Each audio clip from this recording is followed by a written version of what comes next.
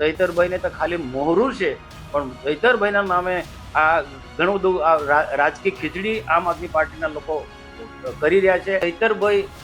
ચૈતરભાઈને ઇરાદાપૂર્વક જેલમાં મોકલો ને એના પછી રાજકીય ખીચડી પકવાનો આમ આદમી પાર્ટીના નેતાઓનો ઈરાદો છે. ચૈતર વસાવાને લઈને જે હાલ વિરોધ ચાલી રહ્યો છે કે જે તેમણે 7 વર્ષની જેલની સજા થઈ, હવે આ મુદ્દે મનસુખ વસાવા મેદાને આવ્યા છે. શું છે સમગ્ર મામલો, તેમણે શું આરોપો નાખ્યા છે અને કોના ઉપર નાખ્યા છે તે વિશે વિગતવાર ચર્ચા કરીએ. આખો રાજકીય માહોલ હાલ ગરમાયો છે અને કેન્દ્રમાં છે ચૈતર વસાવા પર થયેલો 7 વર્ષની જેલની સજાનો મામલો, જેના પગલે આદિવાસી વિસ્તારોમાં ભારે રોષ અને વિરોધ જોવા મળી રહ્યો છે. એક તરફ સજાની જાહેરાત બાદ અનેક જગ્યાએ રેલી, દેખાવો અને સૂત્રોચ્ચાર સાથે વાતાવરણ તણાવપૂર્ણ બન્યું છે, તો બીજી તરફ રાજકીય આરોપ પ્રત્યારોપનો ધમધમાટ શરૂ થયો છે. ચૈતર વસાવાને 7 વર્ષની જેલની સજા ફટકારવામાં આવી, તેની સાથે સાથે બાકીના 9 લોકોને પણ સજા કરવામાં આવી છે. ત્યારે આપના લોકોએ ભારે વિરોધ નોંધાવ્યો છે. આજે ઠેર ઠેર જગ્યાએ રેલી પણ કાઢવામાં આવી છે. લોકો ચૈતર વસાવાને સજા જે મળી છે તે પાછી લેવામાં આવે તે મુદ્દે પણ લોકોએ ભારે હોબાળો મચાવ્યો છે. ત્યારે આપના કેટલાક કાર્યકર્તાઓએ કહ્યું કે આ બધું જ ભાજપનું કાવતરું છે.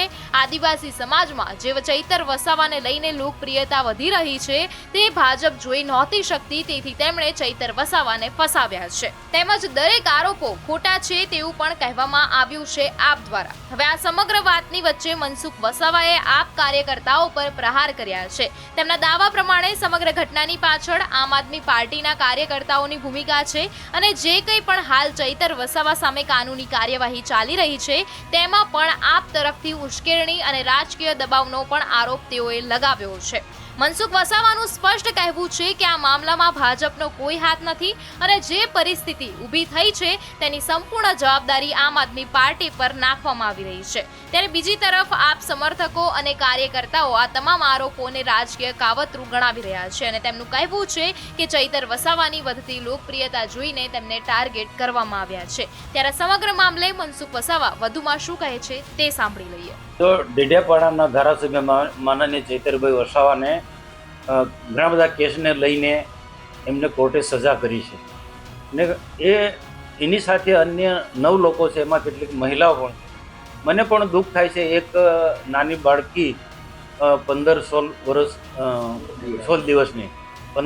દિવસની બાળકીની સાથે પેલા મહિલાને જેલમાં જવું પડે એ અમને પણ દુઃખ લાગે છે. પણ આ આખી ટોટલી ન્યાય પ્રક્રિયા છે, એ ન્યાયને લગતો વિષય છે. પણ મારે એમ કહેવું છે આમ આદમી પાર્ટીના નેતાઓને, ખાસ કરીને ગોપાલ ઇટાલિયાને, કે તમે વિદ્વાન વ્યક્તિ છો, ધારાસભ્ય છો, વકીલ તરીકે પણ તમે ડિગ્રી મેળવી છે અને પોલીસ ખાતામાં તમે નોકરી કરી છે. ને આમની સમગ્ર ટીમને મારે એ કહેવાનું કે ચૈતરભાઈ વસાવાનો ઘણા સમયથી આખો મામલો કોર્ટમાં પેન્ડિંગ હતો ને એ જામીન પર છૂટ્યા હતા ને કોર્ટમાં ચાલુ કેસ હતો. તો એ વખતે કોઈ કાળજી ના રાખી કે ભાઈ ચૈતરભાઈને બચાવવા માટે કોર્ટમાં સારા વકીલ આપણે રોકીએ, એમનો જે વકીલ છે એને મદદમાં કોઈ બીજો વકીલ રોકવાનો હતો, એ કોઈ ચિંતા જ નહીં કરી. જજમેન્ટ આવ્યા પછી આ બધા નેતાઓ તૂટી પડ્યા છે ચૈતરભાઈના સમર્થનમાં. પણ ચૈતરભાઈ બી ખૂબ સારી રીતે જાણે છે. ચૈતરભાઈ છેલ્લા ઘણા સમયથી એ બિલકુલ પાટા પર આવી ગયા હતા. સરકારની પણ પ્રશંસા કરવા લાગ્યા. સરકારના મંત્રીઓનો પણ એમને વાત કરી. એને ખુદ ભાષણની અંદર કહ્યું છે હું મુખ્યમંત્રીને પણ મળું છું, ગૃહમંત્રી હર્ષ સંઘવીને પણ મળું છું. પણ આ જજમેન્ટ આવ્યા પછી, કોર્ટનું જજમેન્ટ આવ્યા પછી આ બધા નેતાઓ રાજકીય પ્રસિદ્ધિ મેળવવા માટે ચૈતરભાઈના નામે આમ આદમી પાર્ટીનો વ્યાપ વધારાના બધા નાટક કર્યા, સ્ટન્ટ કરી રહ્યા છે. બાકી ખરેખર ચૈતરભાઈ માટે એમને લાગણી હતી, ચૈતરભાઈને એને બચાવવો હતો. તો જે તે સમયે જે કોર્ટમાં મામલો ચાલતો હતો એ વખતે કાળજી રાખવાની હતી. ને જ્યારે કોર્ટમાં મામલો ચાલતો હતો તો નાની બાળકી માટે પણ, મહિલાઓ માટે પણ બોલવું હતું. મને દુઃખ છે કે નાની બાળકી સાથે જેલમાં જવું એ બહુ મુશ્કેલ કામ છે, અઘરું કામ છે. તે મારો તો સીધો આક્ષેપ છે કે સમય પર તમે જોજો ચૈતરભાઈ મુશ્કેલીમાં હોય તે વખતે આમ આદમી પાર્ટીના ક્યારેય આવ્યા નથી.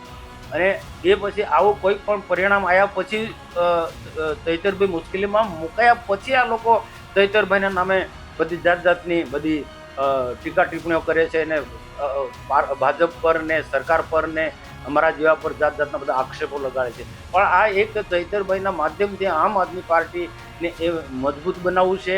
હવે દિલ્હીના નેતાઓ પણ આવશે, ગુજરાતના નેતાઓ પણ અહીંયા આવશે. તો કેસ ચાલતો તો તે વખતે કેમ નથી કોઈ આવ્યો, મારો પ્રશ્ન છે. હવે બધા તમે આવશો, કેજરીવાલ પણ આવશે, ગોપાલ ઇટાલિયા પણ આવશે, ઈશુદાન ગઢવી બી આવશે, બધા જ મોટા મોટા વિદ્વાનો આવશે. હવે ચૈતરભાઈના માટે કેસ લડવા માટે દિલ્હીથી 2 વિદ્વાન વકીલો અને ગુજરાતના વિદ્વાન 8 વકીલો. તો આ લોકોને મૂર્ખ બનાવે છે. આ લોકો તમારે ચૈતરભાઈને બચાવો જ હતો તો આ 8 લોકો અને બીજા દિલ્હીના 2 વકીલો, આ વિદ્વાન વકીલો કેસ ચાલતો તો તે વખતે કેમ નથી આવ્યા ચૈતરભાઈના તરફી દલીલ કરવા માટે, અથવા તો એમનો જે વકીલ હતો એમને ગાઈડ કરવા માટે બી આવવું જોઈએ ને. પણ આ પ્રજાને મૂર્ખ બનાવે છે. ચૈતરભાઈનો ખાલી ઉપયોગ કરે છે અને ચૈતરભાઈ એક ભોળો માણસ છે, એનો ભોળપણનો આ લોકો લાભ ઉઠાવી જાય છે. અને આખરે સવાલ એ જ છે કે શું આ સમગ્ર મામલો હવે ખરેખર કાયદાની પ્રક્રિયાનું પરિણામ છે કે પછી રાજકીય મેદાનમાં ચાલતી એક મોટી શક્તિની ખેંચતા? ચૈતર વસાવાની સજા પછી આદિવાસી વિસ્તારમાં ઊભો થયેલો રોષ અને બીજી તરફ મનસુખ વસાવાના તીખા આક્ષેપો, બંને વચ્ચે હવે રાજકીય તાપમાન સતત ઊંચું જઈ રહ્યું છે.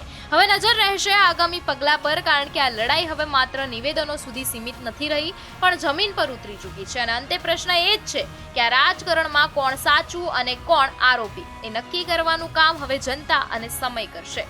તમારું આ વિશે શું માનવું છે તમને કમેન્ટ કરીને જરૂરથી જણાવજો. જોતા રહો નવી અપડેટ માટે GS TV. હું આપની સાથે કાવ્યા શાહ.